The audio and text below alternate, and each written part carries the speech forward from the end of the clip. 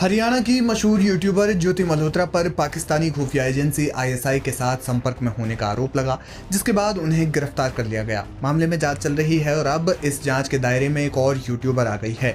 जी हाँ, बताया जा रहा है कि इस मामले में उड़ीसा की एक यूट्यूबर पर शक गहराया और देश के आंतरिक मामलों की खुफिया एजेंसी आईबी और उड़ीसा पुलिस अब पुरी पहुंच गई है।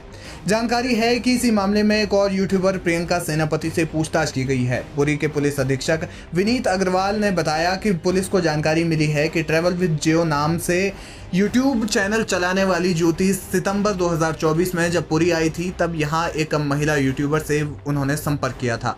ज्योति मल्होत्रा के यूट्यूब चैनल और इंस्टाग्राम अकाउंट पर क्रमशः 3.77 लाख सब्सक्राइबर्स और 1.33 लाख फॉलोअर्स हैं। यानी यूट्यूब पर उनके 3,77,000 सब्सक्राइबर्स और इंस्टाग्राम पर 1,33,000 फॉलोअर्स हैं। वो दिल्ली में पाकिस्तानी उच्चायोग में काम करने वाले पाकिस्तानी अधिकारी दानिश के संपर्क में थी, जिसे 13 मई को भारत ने जासूसी में संलिप्त होने के कारण निष्कासित कर दिया था।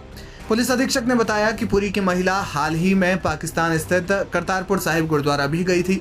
विनीत अग्रवाल ने कहा कि हमें जानकारी मिली है कि ज्योति मल्होत्रा ने पिछले साल पुरी की यात्रा की थी और अब हम इस तथ्य की पुष्टि कर रहे हैं। सत्यापन के बाद ही आगे कुछ और जानकारी साझा की जा सकेगी। उनसे सवाल किया गया कि क्या पुरी की महिला ने मल्होत्रा के साथ खुफिया जानकारी साझा की थी। इस पर अग्रवाल ने कहा कि हरियाणा पुलिस मामले में जाँच कर रही है और हम उन्हें आवश्यक सहायता प्रदान कर रहे हैं। हालांकि प्रियंका सेनापति ने अपने इंस्टाग्राम स्टोरी पर इस मामले में एक पोस्ट शेयर की, जिसमें उन्होंने सफाई दी है। प्रियंका ने अपनी इस स्टोरी में लिखा है, चूंकि बहुत से लोग पूछ रहे हैं तो पहले मैं इसे स्पष्ट कर दूं, ज्योति मेरी एक दोस्त थी और मैं यूट्यूब के माध्यम से उसके संपर्क में आई थी।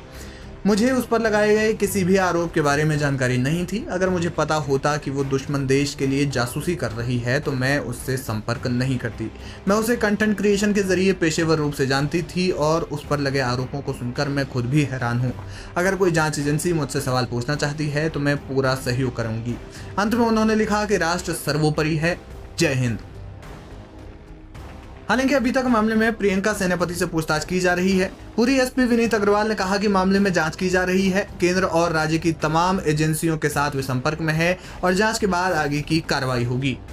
देखिए, सभी चीज़ों का हम पूरी तरीके से जांच कर रहे हैं और सभी चीज़ों में इन्वॉल्वमेंट क्या है क्या नहीं है उसको वेरीफाई कर रहे हैं। और इसके साथ ही हम हमारे स्टेट की जो एजेंसीज़ हैं, सेंट्रल एजेंसीज़ हैं, उसके साथ ही हरियाणा पुलिस के साथ भी हम टच में हैं।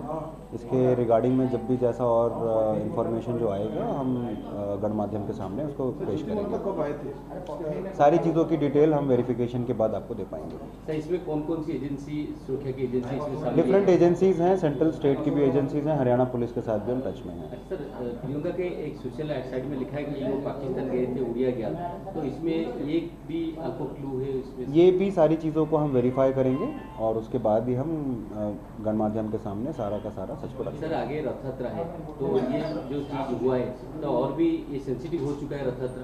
देखिए, महाप्रभु की रथ यात्रा जो है वो हमारे लिए बहुत इम्पोर्टेंट दायित्व है और सभी भक्तों की सेफ्टी सिक्योरिटी हमारा सबसे इम्पोर्टेंट है।